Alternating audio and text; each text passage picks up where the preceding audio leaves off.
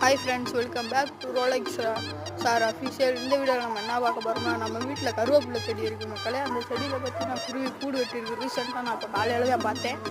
அங்கே நம்மளும் அந்த கூடை பார்ப்போம்.